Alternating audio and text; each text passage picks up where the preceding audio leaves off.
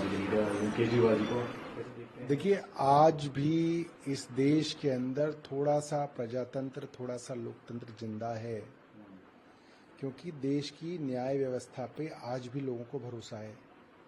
लगभग सारे इंस्टीट्यूशंस इस देश के ढाए जा चुके हैं, चाहे वो सीबीआई हो, चाहे वो ईडी हो, चाहे वो इलेक्शन कमीशन हो, चाहे वो रिजर्व बैंक ऑफ इंडिया हो, चाहे वो इनकम टैक्स डिपार्टमेंट हो, चाहे वो गवर्नर्स का इंस्टीट्यूशन हो, सब ढाए जा चुके हैं, चाहे वो स्पीकर का इंस्टीट्यूशन हो। एक जुडिशरी है जिसके ऊपर लोगों को भरोसा है, और जिस तरीके से पीएमएलए के कानून में हर छोटे मामले में अगर आपको राहत चाहिए तो आपको हाई कोर्ट और उसके बाद सुप्रीम कोर्ट जाना पड़ रहा था, इसकी वजह से पूरी न्याय व्यवस्था क्लॉग हो रही थी, बॉटलनेक बन रहा था।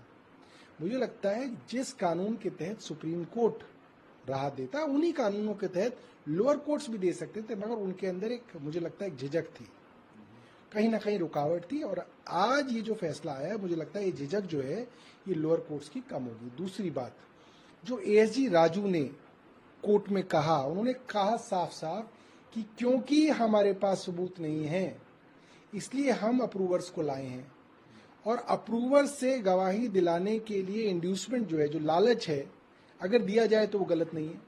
तो इससे साफ हो जाता है कि ईडी के पास इस मामले में कोई सबूत नहीं है।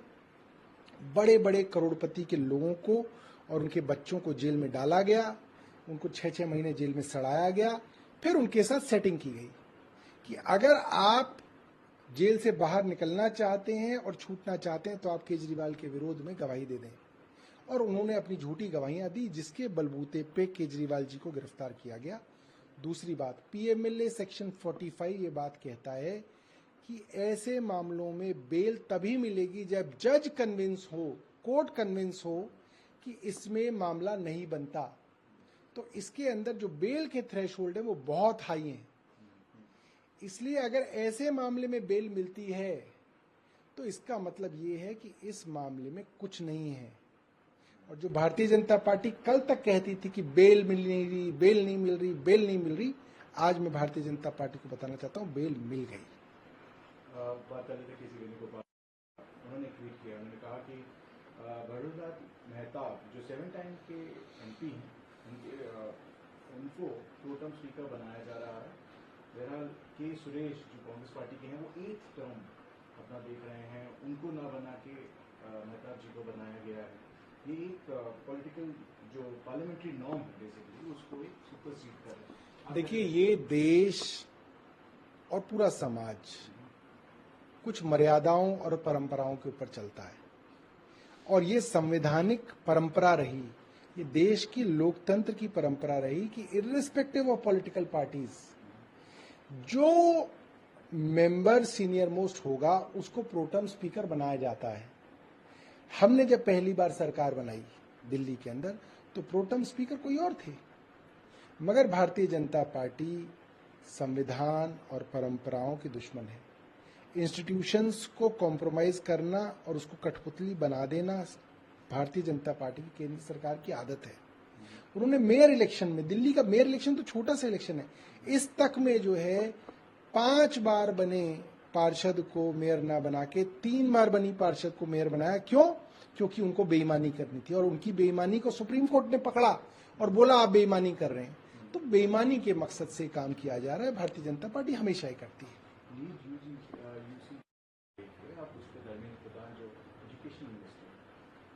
उन्होंने कहा है कि एक हाई लेवल जो कमेटी है वो अब एनटीए को जितने भी इश्यूज अभी पर्टेन हो रहे हैं उनको इन्वेस्टिगेट करेंगे। देखिए, मैं ये कहना चाहता हूँ कि हुजूर आते आते बहुत देर कर दी, ये बहुत कम है और बहुत देरी से किया गया है।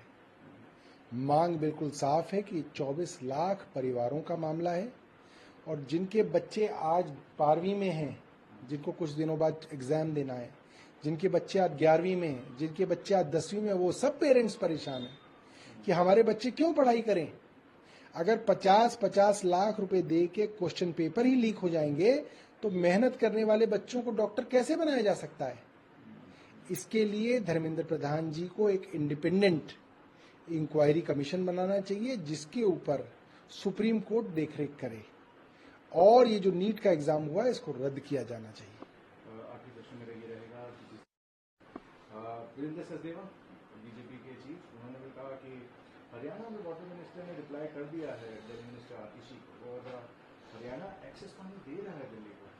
आतिशी ये पॉलिटिकल ड्रामा कर रहे हैं, वाटर का तो ब्लैक मार्केटिंग हो रही है, ये आम आदमी पार्टी मिनिस्टर्स। देखिए, अगर पानी की चोरी हो रही है तो दिल्ली पुलिस क्या कर रही है?